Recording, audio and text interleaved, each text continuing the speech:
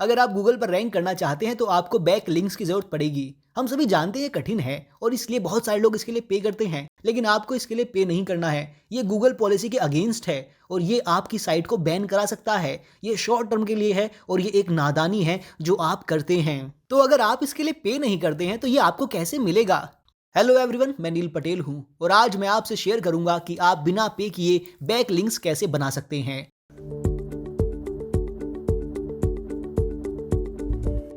शुरू करने से पहले आप इस चैनल को सब्सक्राइब कर लें और अगर आप YouTube पर हैं तो नोटिफिकेशंस अलर्ट पर क्लिक कर लें ताकि मैं जब भी लाइव आऊं तो आपको नोटिफिकेशन मिल जाएं। तो सवाल है, आप बैक लिंक्स कैसे बनाएंगे? मैं अनुमान लगा रहा हूं कि आप में से ज़्यादातर लोग इसे नहीं बना सकते और इसके साथ मैं क्यूरियस भी हूं क्योंकि इसे करने का एक बहुत ही आसान तरीका है। इसके लिए हार्डवर्क की ज़रूरत है। मैं आपसे ये नहीं कहूँगा कि आपको लिंक्स ऐसे ही मिल जाएंगे और एक जादू की छड़ी घुमाना है और कुछ नहीं करना है।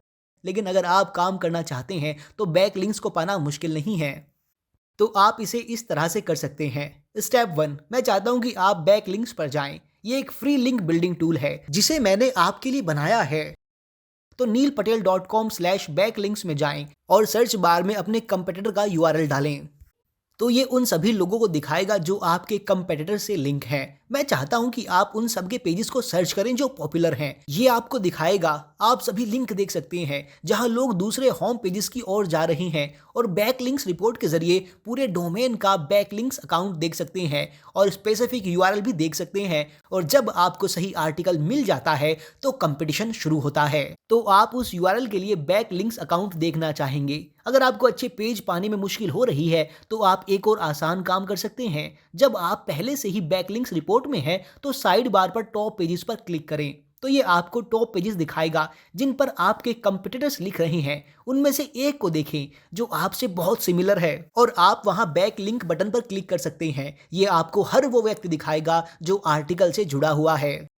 स्टेप 2, जो भी आर्टिकल आपके कंपेटिटर्स ने लिखा है जो आपकी इंडस्ट्री से रिलेटेड है, मैं चाहता हूं कि आप उस आर्टिकल का एक बेहतर वर्जन लिखें।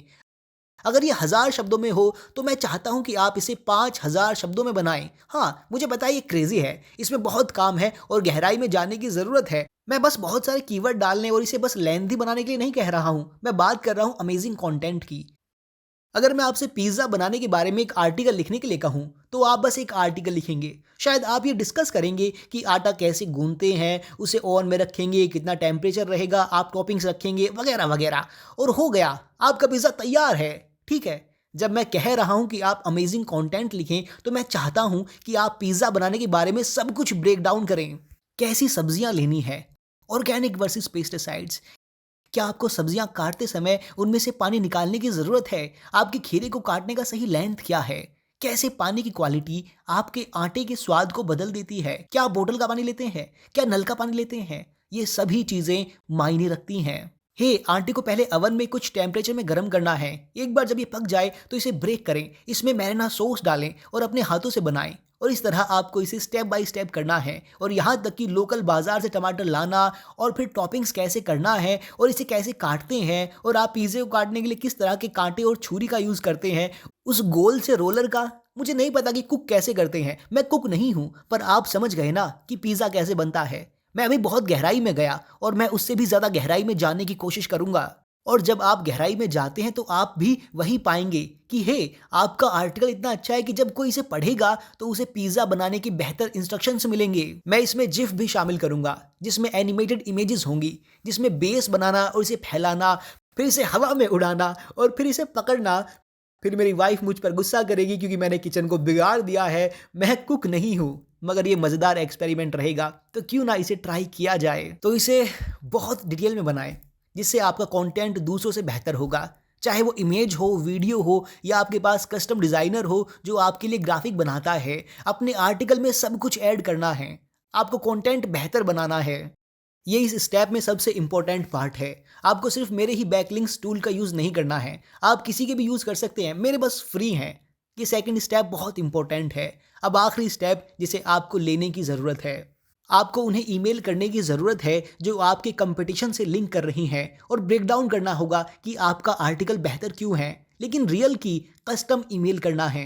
इसलिए उदाहरण के लिए अगर कोई मेरे आर्टिकल पर लिंक करता है जो इस बारे में है कि कंटेंट कैसे पाया जाए, या कोई कंपेटिटर के आर्टिकल से लिंक करता है जो गूगल पर फर्स्ट रैंक कैसे पाएं, फास्ट न्यू कंटेंट इंडेक्स कैसे पाएं, इस बारे में है, तो मैं उन्हें ईमेल करूंगा और कहूंगा, हे देखो वो कंटेंट इस बारे में बता रहा है कि आप अपने आर्टिकल को सर्च कंसोल पर कैसे सबमिट करें।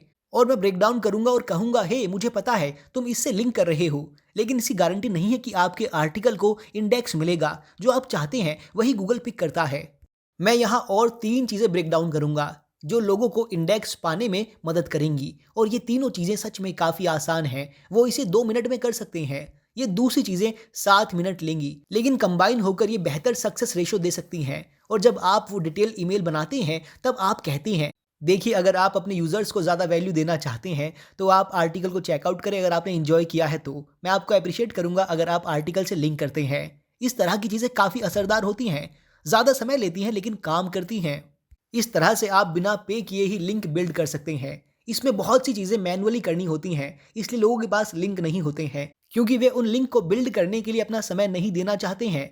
ये आपका बहुत ज़्यादा समय लेता है, लेकिन अगर आप ये करना चाहते हैं तो आप अपने कंपटीशन में हाई रैंक कर सकते हैं और उनके ट्रैफिक को ले सकते हैं। ये एक बेहतर अप्रोच है और लॉन्ग टर्म अप्रोच है, और हैकर्स टैक्टिक्स के जाल में ना फंसें। अगर आप अपने लिंक बिल्डिंग में मदद चाहते हैं तो मेरी एड एजेंसी नील पटेल डिजिटल को चेकआउट करें। अगर आपको कोई सवाल है तो कमेंट करें, मैं उनका जवाब दूंगा। और अगर आपने वीडियो को एंजॉय किया है तो इसे लाइक करें, शेयर करें और दूसरे लोगों को इसके बारे में बताएं। इस वीडियो को देखने के लिए बहुत बहुत धन्यवाद।